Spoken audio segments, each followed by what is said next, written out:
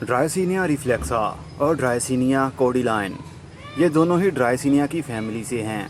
ड्रायसीनिया में काफ़ी सारी स्पीशीज़ आती हैं, मतलब बहुत सारी नस्लें होती हैं। लेकिन आज मैं बात करने वाला हूँ सॉन्ग ऑफ इंडिया पर, मतलब ड्रायसीनिया रिफ्लेक्सा।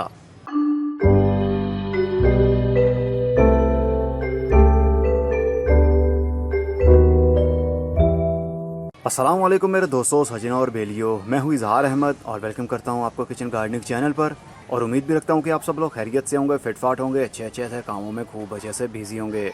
वैसे तो ड्रायसीनिया की बहुत सारी नस्लें पाई जाती हैं इस दुनिया में, लेकिन सबसे ज़्यादा खूबसूरत दिखने वाली उसमें सॉन्ग ऑफ इंडिया है, मतलब ड्रायसीनिया रिफ्लेक्सा।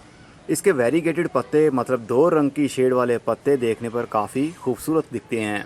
और उसके साथ ही ड्रायसीनिया कोर्डिलाइन, इसके अंदर भी 2 शेड पाए जाते हैं।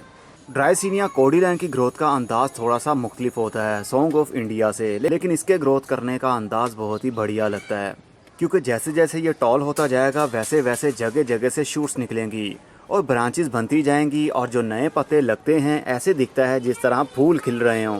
पहली बार मैं सॉन्ग ऑफ इंडिया पौधा अपने घर में लेकर आया हूँ। बहुत बार कोशिश की थी कि लेकर आऊँ, लेकिन फिर मैं नहीं लाया। लेकिन इस बार मैंने मंगवा ही लिया, वो भी आतिफ से। कहा जाता है सॉन्ग ऑफ इंडिया एक इंडोर प्लांट भी है और आउटडोर भी। ये शेडी एरिया में ही ग्रोथ करता है, चाहे इंडोर रखा जाए या फिर आउटडोर।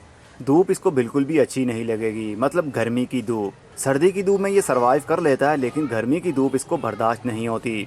सॉन्ग ऑफ इंडिया के पत्ते देखने पर ऐसे लगता है जिस तरह स्पाइडर प्लांट के पत्ते हों। स्पाइडर प्लांट की ग्रोथ टॉल नहीं होती, मतलब इसकी ब्रांचेस नहीं बनती, लेकिन सॉन्ग ऑफ इंडिया टॉल हो जाता है और इसकी ब्रांचेस भी बनती है और ये वुडी भी बन जाता है, मतलब सॉफ्ट वुड, नरम लकड़ी वाला पौधा रहता है। लेकिन स्पाइडर प्लांट की ग्रोथ ऐसे बढ़ती है जिस तरह स्पाइडर की टांगें बढ़ रही हों, इसीलिए इसका नाम स्पाइडर प्लांट रखा गया। इसके अंदर कोई भी ब्रांच नहीं बनती, ये इसी तरह ज़मीन के ऊपर ही फैलता रहता है, अपने पत्तों को लंबा करता रहता है। जो लोग बहुत शौकीन हैं इंडोर प्लांट्स को लेकर, तो उनके लिए ये पौधा सबसे अच्छा रहेगा इंडोर रखने के लिए। लेकिन जब भी इंडोर प्लांट्स की बात आए तो ये मत समझा करें कि वो हर कंडीशन में रह सकता है, मतलब लो लाइट में भी रहेगा, अंधेरे में भी रहेगा। दुनिया का कोई भी पौधा, उसको लाइट की किसी हद तक ज़रूरत ज़रूर होती है, और सॉन्ग ऑफ इंडिया भी ऐसा ही पौधा है जिसको ब्राइट लाइट, बहुत ज़्यादा रोशनी पसंद है। ये गर्मी के दिनों में भी रहता है और सर्दी के दिनों में भी। सिर्फ इसको शेडी एरिया में रखें जहाँ पर डायरेक्ट गर्मी की धूप ना आती हो, गर्म लू ना चलती हो, तो ये सर्वाइव करता ही रहेगा।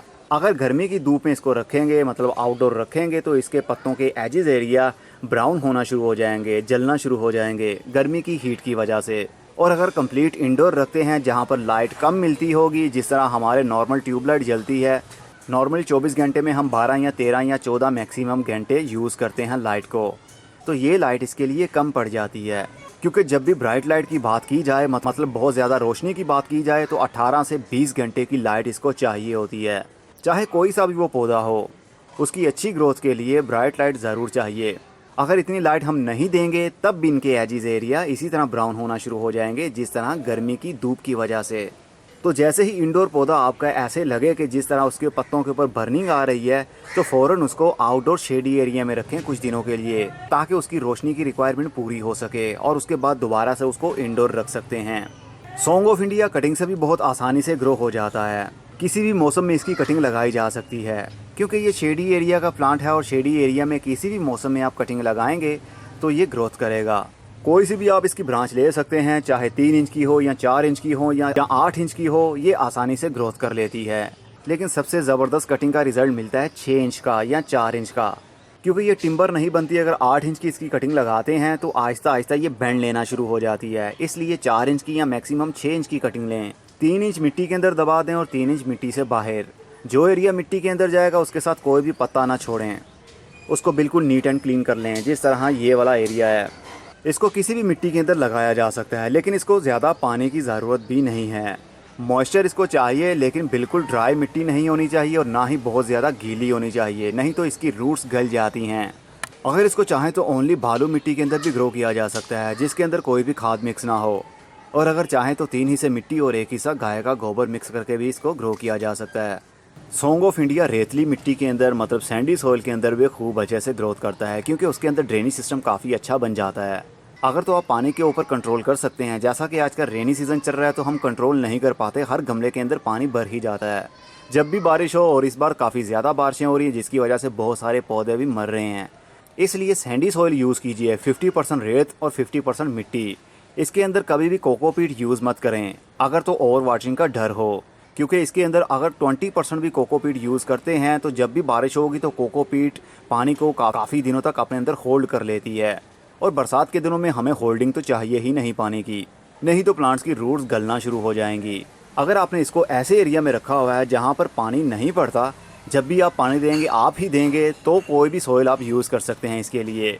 चाहे तो ओनली कोकोपीट और कंपोस्ट के मिक्सर के अंदर भी लगाया जा सकता है। 80% कोकोपीट लीजिए, 20% गाय का गोबर या कंपोस्ट मिक्स करके भी इसको लगा सकते हैं, ताकि हमारी सॉइल काफ़ी लाइट वेट रहे। इस पौधे के ऊपर जल्दी फंगस भी अटैक नहीं करता है और ना ही जल्दी किसी पेस्ट का और कीड़ों का अटैक हो। ये बहुत ही आराम से ग्रोथ करने वाला पौधा है। एक पौधे से आप कितने सारे पौधे घर में बना सकते हैं। कटिंग्स लगाते जाइए, इसको डिवाइड करते जाइए।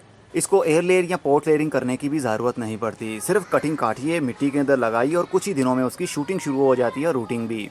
तो अब मेरे पास एक पौधा आ गया है। अब इसकी ब्रांचेज़ 2 ब्रांचेज़ हैं इसकी, तो मैं एक पौधे से अब कितने सारे पौधे बनाऊंगा। लेकिन फ़िलहाल के लिए मैं इसकी कटिंग नहीं लगाने वाला हूं, जबकि इसका मौसम भी अभी है कटिंग लगाने का, लेकिन मेरे पास अभी टाइम नहीं है। घर के रेनोवेशन काम में थोड़ा सा बिजी हूं, जिसकी वजह से मैं इसके ऊपर फोकस नहीं कर पाऊंगा।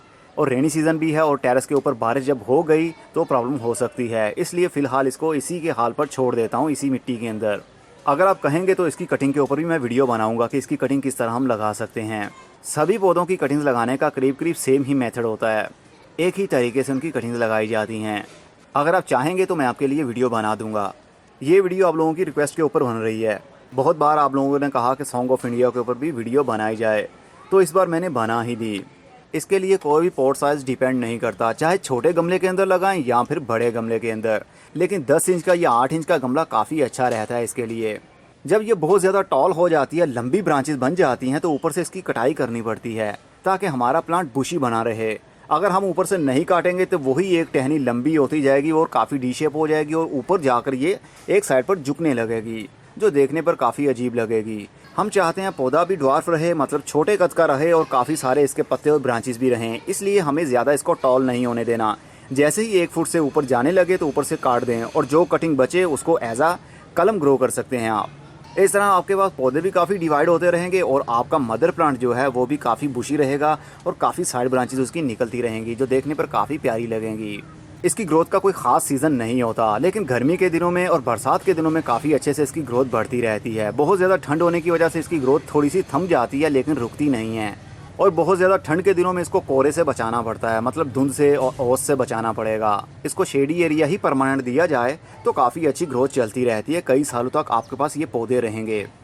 अब मैं चलता हूँ, खुदा हाफिज़, good bye, see you and tata, और अपना बहुत सा ख्याल रखिएगा।